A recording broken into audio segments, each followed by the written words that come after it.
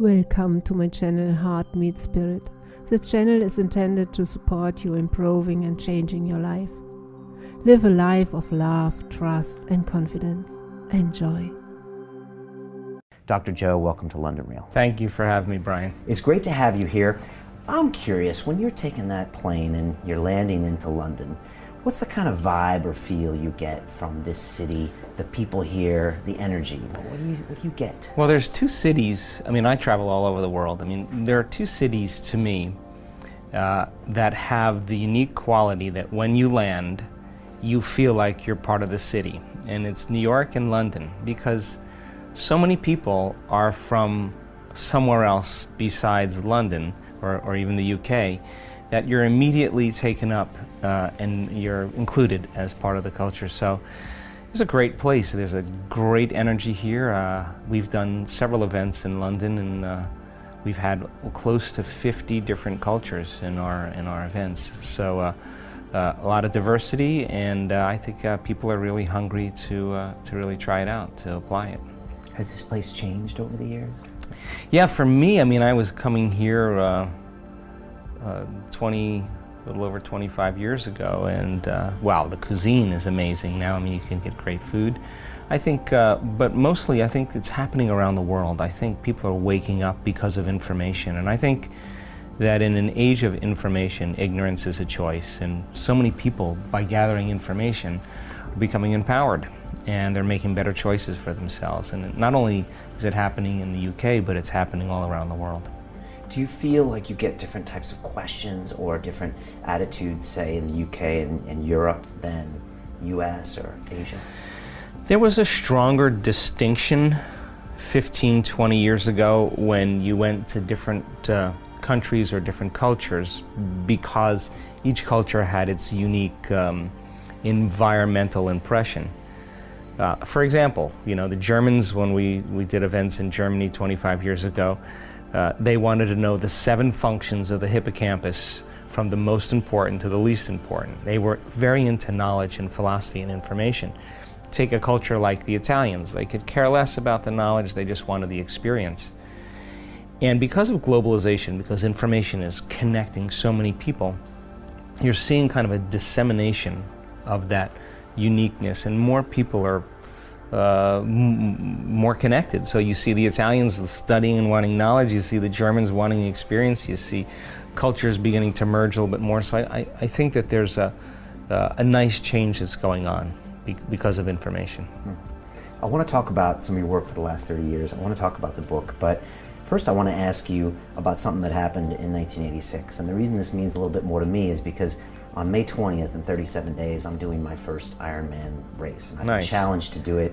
I've been training, but I've never actually had that experience where I'm going to jump in the water with 3,000 people and bike and then run. And, you know, look, I'm excited, but I'm also not sure what's going to happen. Yeah. But I don't think you would be sitting here in this chair unless you went out for a similar triathlon back in '86, and it's an important part of your journey. I was wondering if you could tell us what that was all about. Well, I think for some of us to wake up, we need a wake-up call. And in 1986, I got the call. I was in a triathlon in Palm Springs, California. I was on the biking portion of the race. I was making a turn, and there was a police officer on the corner. He was pointing at me and telling me to make this turn. And there were 2 cyclists on the corner, and I swung around the cyclists and passed them. The problem was the police officer had his back to the oncoming traffic. So when I passed the cyclists and I made the turn, this four-wheel drive vehicle going about 55 miles an hour catapulted me out of my bike, and I wound up breaking 6 vertebrae in my spine. And the compression from the force of hitting the ground compressed the vertebrae. They're called compression fractures. And when you compress volume like that of material, it's got to go somewhere. So it went back on my spinal cord. And because of the way that I landed and that I flexed forward very hard, the top vertebrae, T8, thoracic number 8, compressed more than 60%, and the arch that the spinal cord passes through broke like a pretzel. So I had multiple compression fractures. I had bone fragments on the cord, and I had the neural arch of T8 broken. So the typical protocol for that is what's called Harrington rod surgery, where they do a full laminectomy. They cut off all the back parts of your vertebrae. In my case, base of my neck to the base of my spine, screw in these stainless steel rods. The action of screwing the rods into the vertebrae could cantilever the spine off the cord and make some room.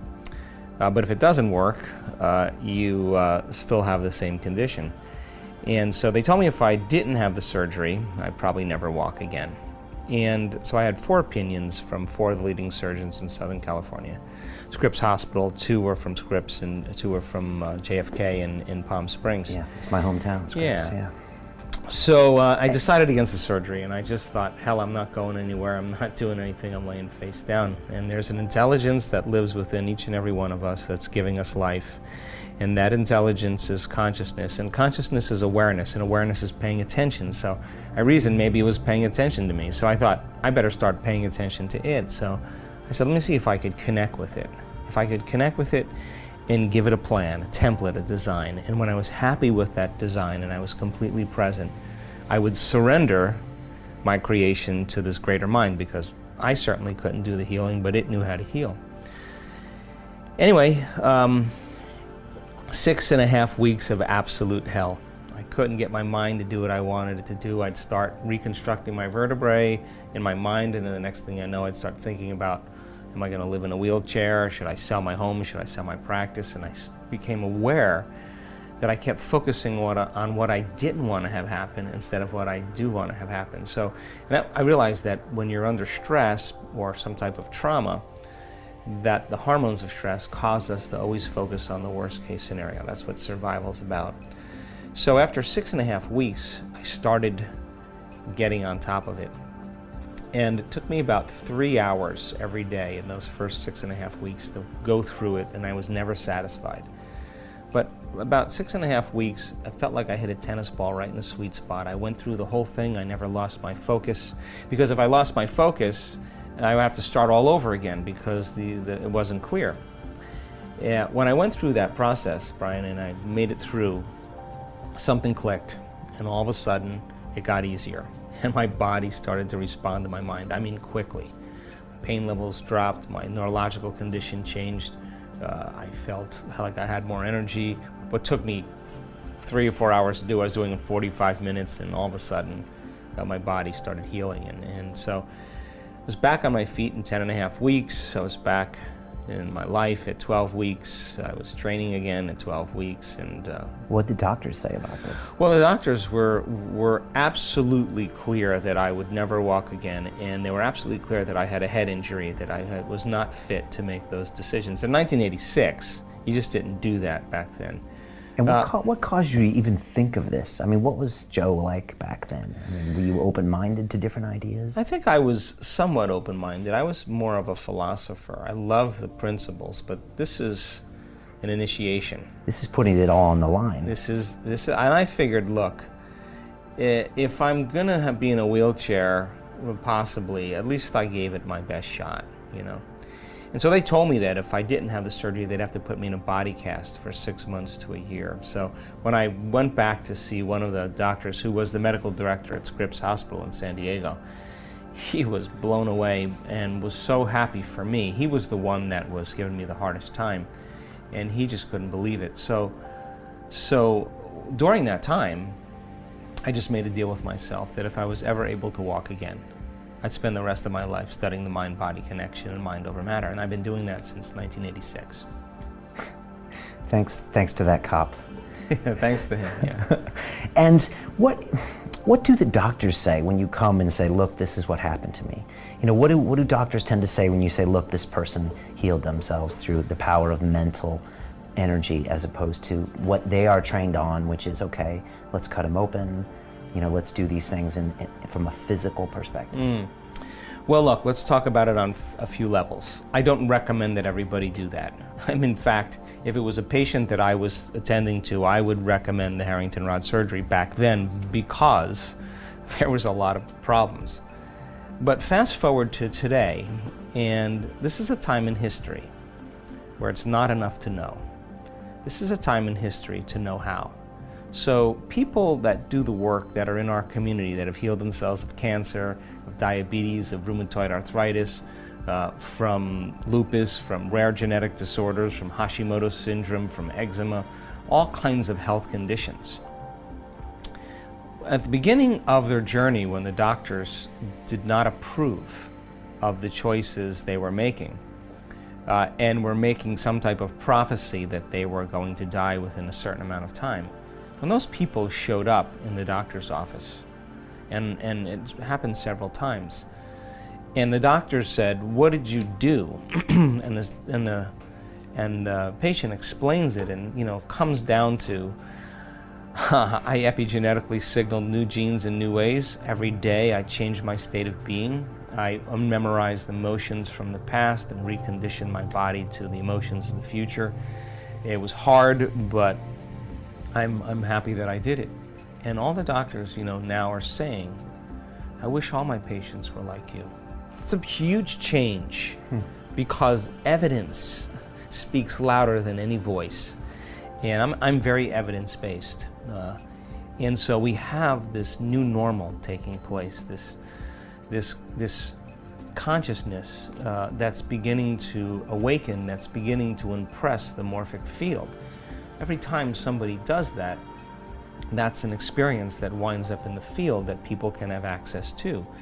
And I think that there's a quickening happening in the world, and because of that, more and more people that are taking the chance to step outside of convention that were once considered foolhardy and insane, because once they pull it off, they're a genius or a mystic or a saint. There's more support for people to do that. And so every time somebody pierces this veil, it gives people permission to do the same. So you have to see what that looks like, because on the stage in an event that we have, I call somebody up on the stage that was diagnosed with breast cancer, colon cancer, diagnosed with esophageal cancer. I can go down the list, and they stand on the stage and they tell their story. And it's not that they look like a movie star, a sports figure. They're not all buff, they're not all young, they're not all beautiful. They're just a common person. And you hear the story of how they did it. You hear about their past, you realize what initiated the disease, and then you Emotional trauma, maybe. Emotional trauma, one trauma, or two traumas, and then how they had to overcome the emotions from their past. Now think about this. The latest research in epigenetics says that it's the environment that signals the gene. Genes are like Christmas tree lights, they're turning on and off all the time. Genes make proteins, and proteins are responsible for the structure and function of your body. The expression of proteins is the expression of life. But if you're interpreting your environment the same way every single day, you're thinking the same thoughts, demonstrating the same behaviors, living by the same emotions, you keep the same genes on and the other genes off. Throw in the hormones of stress, which really downregulates genes to create disease. Then the question is, if the environment signals the gene, and the end product of an experience in your environment is called an emotion, if you live by the same emotions every single day, your body's believing it's in the same past environmental experience over and over again, and now you're headed for a genetic destiny. So then, can you signal the gene ahead of the environment? And the answer is absolutely yes. Because when you begin to embrace an elevated emotion and you combine it with a clear intention, and you're totally in the present moment, your brain and body don't know the difference between what's going on out there and what's going on in here. Your body believes it's in some experience in the external environment that's producing that emotion. And all of a sudden, the stronger the emotion you feel from an inward process, the more you pay attention to the thought or the image in your mind, you're creating a long-term memory. And all of a sudden now, you begin to downregulate the gene for disease, and you begin to upregulate the gene for health, and that gene begins to make a new protein, and that protein begins to make a new hormone or a new chemical or an expression of something, a new chemical that's going to begin to affect other systems in the body. So, and that's what happens on stage. There's a lot of energy in the room. No, that's what happens when a person finally breaks through. Right, and that can happen. That could happen in our event, but it could be a person who it took them 2 years to do it. Right. But the evidence suggests that acute conditions our medicine is so great for acute conditions. You break your arm, you have appendicitis, you're not going to go to an acupuncturist, you're going to get immediate care. Chronic conditions require a lifestyle change, which means you have to start making different choices. You got to start examining the way you live your life and the choices you make and the thoughts you think and how you manage your emotions. And so the beauty behind all of this is that just like an infection spreads amongst the community and creates disease, once people start breaking through and they wrap their mind around this, health and wellness can be as infectious as disease, and we're seeing it happen.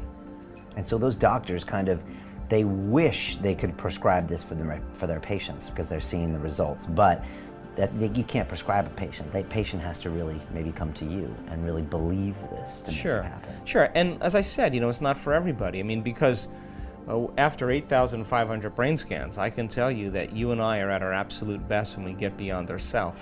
And getting beyond yourself is the work. So a physician then who sees a person make great strides because they're managing their emotions, that they're paying attention to their thoughts, they're making better choices, they're not in a self-destructive pattern. Now, physicians a lot of them become my colleagues and saying, whatever you're doing, keep doing it because it's making our job easier. So the drug that they administer sometimes doesn't heal the disease. It really helps the person maintain a certain quality of life or health, maybe. But we're talking about your nervous system becoming the greatest pharmacist in the world, because when you begin to realize that you can make your own pharmacy of chemicals equal to any drug that you take just by changing how you think and feel, wow, the person all of a sudden becomes empowered, and our students are doing it. So you wrote a book a bit about the placebo effect, and is this when you first started thinking about this whole concept? Well, I wrote the placebo because I started becoming fascinated with the idea that you can give someone a sugar pill, a saline injection, or perform some false surgery or treatment, and a certain percentage of those people will accept, believe, and surrender to the thought that they're getting the actual substance or treatment, and they begin to program their autonomic nervous system to make the exact pharmacy of chemicals equal to the substance that they think they're taking. So then it begs the question, is it the inert placebo that's doing the healing, or is it the body's innate capacity to heal by thought alone? Because that pill is a symbol of possibility. All it is a symbol. The doctor says, this is a great new drug that's going to help with depression, and the person begins to think about the idea that they could get better. They're selecting a new potential in the quantum field. And then all of a sudden, a certain percentage of those people will get enthusiastic and theos, filled with God, inspired, optimistic. They start changing their emotional state. They're combining a clear intention with an elevated emotion, and they're changing their state of being. And all of a sudden now, I began to realize, do you need the sugar pill? Do you need the saline injection? Or can you teach a person, instead of putting their faith and belief in something exogenous outside of them, that would do the healing, to change their state of being? Can they just select a new potential in the quantum field, instead of focusing on a known, focus on an unknown, and revisit that unknown every single day until it becomes a known? And all of a sudden, you'll see people's depression go away, their anxiety go away, and they're not using the placebo any longer. They're healing by changing their internal states. And so we started seeing those changes taking place. Before I wrote the placebo, it was a landslide. So that's when I started measuring, doing all the brain scans and the HRV monitors and the genetic tests and the immune system tests and the telomere tests, because we now know that it's possible.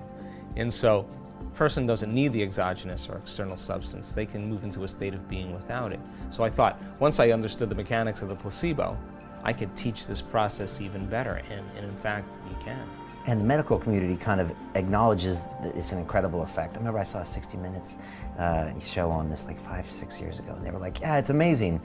And then they never seem to go beyond that. Yeah. It always just seems to be this weird mystical unknown, and then the medical community goes back to what they do. Sure, well, you can't do a study right now any drug-related study without having a triple-blind placebo test.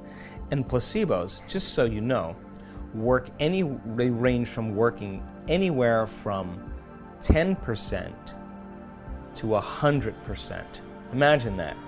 So, in a depression study, as an example, 83% or 81% of the people in a depression study that are given a placebo heal as well as the people that are given the actual antidepressants. Now, there's brain scans to show changes in their brain before and after. It means then they're making their own pharmacy of antidepressants by thought alone.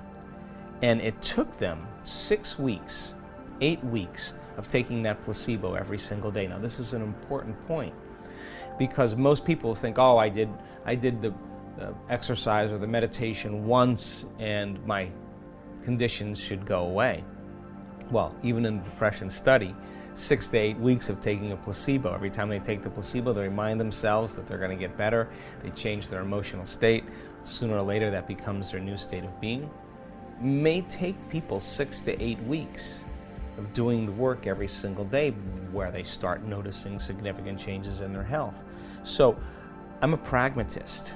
And if you're telling me something that's science-based, the question that I ask is, how am I going to apply this to my life? So as people begin to gather this information, I now know that every time we learn something new, we're making new connections in our brain. That's what learning is. If people can understand the understanding of the new sciences, quantum physics, neuroscience, neuroendocrinology, psychoneuroimmunology, the mind-body connection, epigenetics, all of those sciences point the finger at possibility.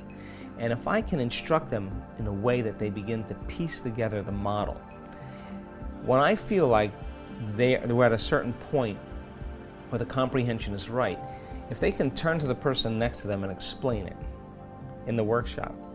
If they can't explain it, it's not wired in their brain. But if they can explain it, they're beginning to install the neurological hardware in their brain in preparation for an experience. So then if I can set up the conditions in the environment and give them the proper instruction and allow them to surrender enough into the present moment, a certain percentage of those people are going to get their behaviors to match their intentions. And when they do, they're going to experience something new. And the experience then is going to produce an emotion, and they're going to feel unlimited, and they're going to feel whole, they're going to feel invincible. The moment they feel that emotion, now they're teaching their body chemically to understand what their mind is intellectually understood. Now they're embodying the truth of that philosophy by initiating it, which means if you've done it once, you should be able to do it again. And if you can repeat the experience over and over again, you'll begin to neurochemically condition your mind and body to begin to work as one. When you've done something so many times that your body now knows how to do it as well as your mind, now you're mastering that philosophy, and now you're in a new state of being. So we have to go from philosopher to initiate to master, from thinking to doing to being. And once you get to that point where it now becomes innate in you, becomes who you are, then you've memorized an internal state independent of the conditions in your external environment. That's when you begin to master your environment or master your life. And yeah, we're swimming upstream. It goes against convention, it goes against beliefs. How do you teach that to someone who walks into one of your events and is so deep down in the hole, you know, just traumatized by their environment, in the victim mode, you know, attached to everything physical? I mean, how do you get them out of that, get them looking at things differently? Or am I not describing the worst case scenario? Well, no. We have people that come to our events with very serious health conditions. We have people that have come to our events because of post-traumatic stress and childhood traumas or traumas from battle or war. We have people that want new jobs, new relationships, new careers, new opportunities. Some people just want a mystical experience. Some people just want to understand how to create a better life for themselves. So we have people on all different stages, but I really don't care. Because whatever it is that is your vision, you're just going to have to be passionate enough to invest your attention and your energy into that future over and over again. So all of a sudden you start seeing feedback in your life. So you gather a community of people, 750 people, 1,000 people, 1,500 people, whatever it is. But there's a good critical mass number for you. I mean, you find you get some great results when you get into the 4 figures. Yeah, but I've seen it in small events. We run private retreats at times for only 100 people, and it's the same. It's just that what I want to do is dovetail all those new sciences and make it so simple and reason with people, pure reason, to get them to the point that if they begin to make measurable changes, they should begin to see results. And in the beginning, I can tell you that first day or 2 days at an event, there's pushback. Because everybody will say, yeah, I want this, I want that, but we step outside your comfort zone. You learn more about yourself and about others when they're outside their comfort zone. So I push them outside the comfort zone. How? We do all kinds of things. I mean, most people want to sit in a meditation for 10 minutes, but if we're going deep, that meditation is going to go a little longer than where you normally go, because right on the other side of your fear is courage. Right on the other side of your pain is freedom. It's the same energy, it's just trapped in the body. So we set up the conditions to push people a little further than where they normally go, and once they surrender, all of a sudden, more and more people, their energy starts to change, and then all of a sudden, they start connecting with others, and by the second or third day, it's when the miraculous starts to happen. Now, you've been doing this 30 years, but you were telling me earlier that in the last year, you've seen some things that even surprises you, which for Dr. Joe Dispenza, I mean, that must really mean something monumental when you're like, wow, I can't believe the kind of transformations that are happening. What are you doing different, and how is this changing the course of your future? Well, I mean, I never planned on doing any of this. I just never planned on doing any of this. But after my injury, and I started studying spontaneous remissions and looking to see if other people had a similar experience as me. And definition of a spontaneous remission is? You're treating conventionally or unconventionally, and you're staying the same or you're getting worse, and all of a sudden you get better. And I wanted to know what the cause was that produced that effect. And spontaneous remission is a safe phrase for the medical world, because they don't want to correlate it with any indicator, especially if it happens outside of the current belief. So when I studied spontaneous remissions, I traveled to 17 different countries and started asking some really important questions that people had breakthroughs and healed. And I wrote a book about it, and then when I realized what the common things were, I thought, well, if it had worked on sick people, it should work on well people. And so we started teaching seminars and events. So fast forward now, when we started seeing people in our events start healing in a weekend workshop, like tumors shrinking by 40%, hearing coming back. I mean, crazy stuff that you just, for me, I could go with it, but I was like, they got to be signaling genes in order to do this. So then I thought, okay, let's measure. So I gathered a group of scientists and researchers, and we started doing these advanced workshops. And we measured everything. We measured brainwaves. We've measured HRV, heart rate monitors. We've measured the energy of the room, the energy around people's bodies, the energy centers of their bodies. We've measured immune response. We've measured neurotransmitters. We've measured gene expression, gene regulation. We've measured telomere lengths. And in every single experiment that we've done around measuring our students in these 4.5-day events, what we call advanced workshops, we made history. Because we started seeing things that were just uncommon. So that even surprised you? Well, this is where it gets weird. So because I said, I understand that, I can see how that could happen. But then I realized that when we were doing 4-day events, like on that Saturday or Sunday when the event was ending, I was like, my goodness, everybody is totally broken through. The energy is amazing. People are super free.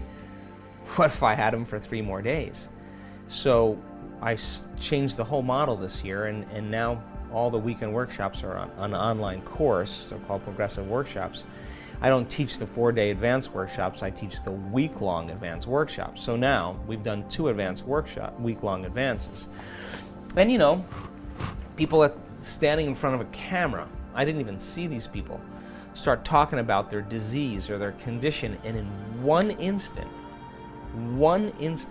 in those events, people stepping out of wheelchairs. We had 3 people in our last week long step out of a wheelchair. Now,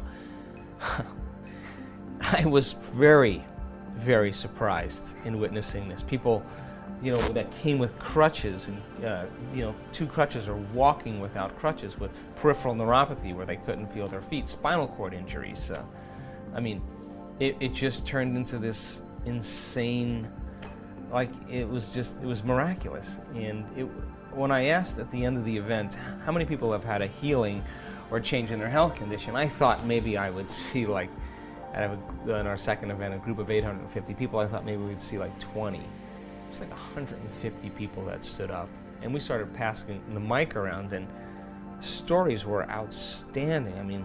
Some latent systems must have been switching on in these people's bodies, because they walked out of there completely different than when they arrived. Now, half of it is getting people past that point. The other half is just the fact that as the energy starts to change, every time you react, you draw from an invisible field of energy surrounding your body, and you turn it into chemistry. And the vital field of energy that's being emitted from your body shrinks a little bit. Keep reacting every single day because of some threat in your external environment, real or imagined. You keep doing that, you draw more and more energy from the field, and you have no vital energy for growth and repair.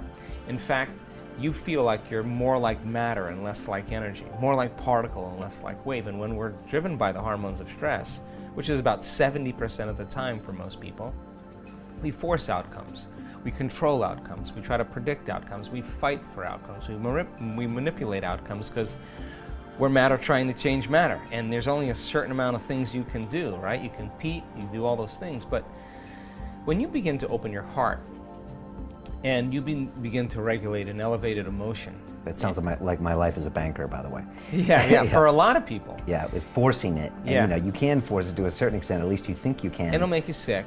Yeah. It'll make you sick. It'll get short-term potential, quote-unquote, gains. Right. But then it's transient. So when people start to open their heart and they start creating an elevated state, and you can train people how to do this, and we measure it, the heart begins to beat in a more coherent way. It begins to produce a measurable magnetic field, 2 to 3 meters wide. That's frequency, that's energy, and all frequency carries information. So now the person lays the intent, the thought on that frequency.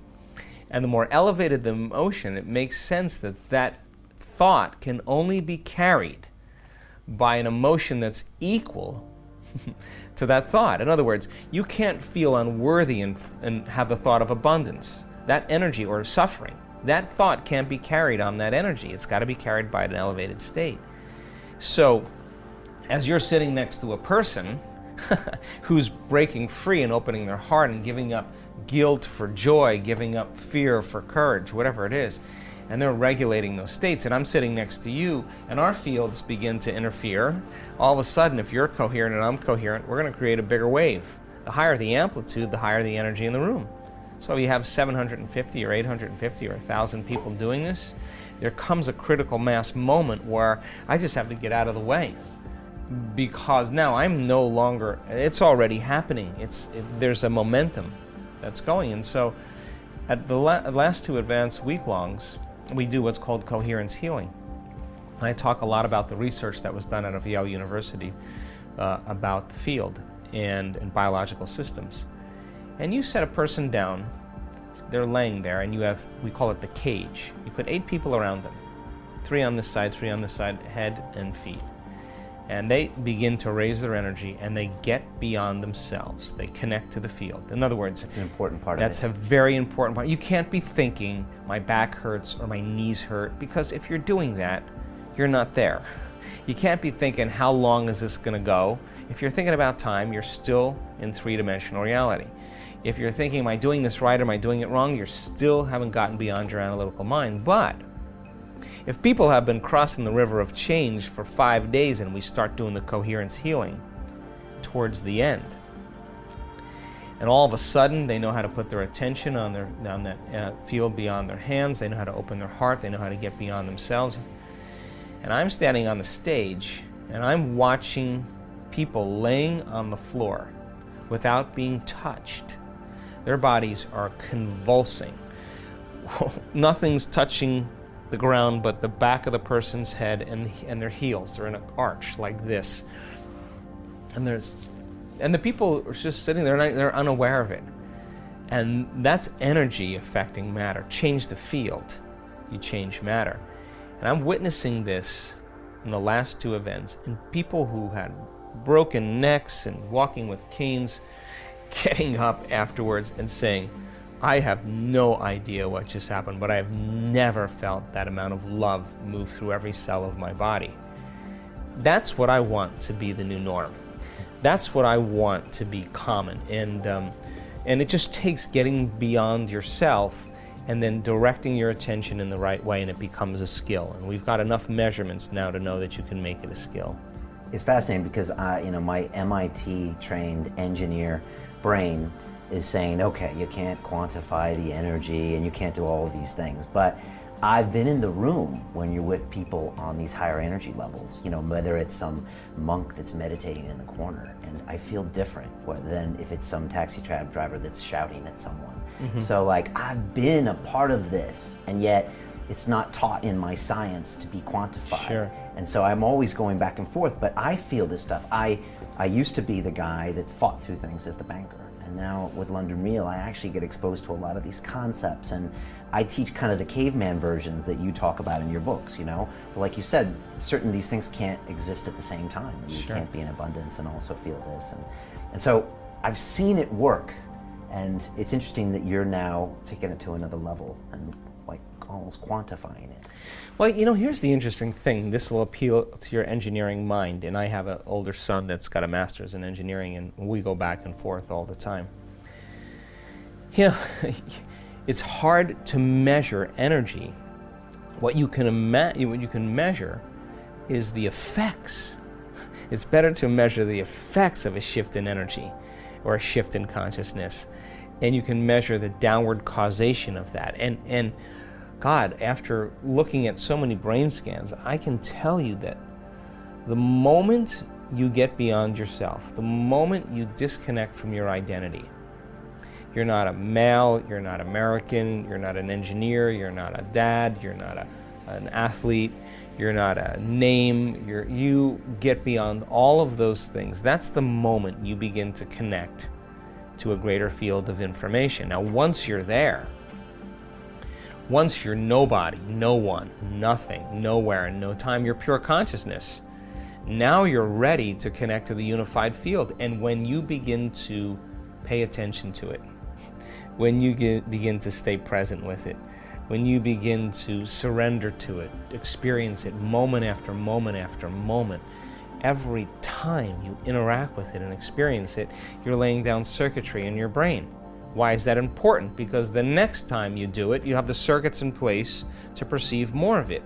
And if you pay attention and you unfold deeper into it, you'll experience more of it, which means you'll lay down more circuits.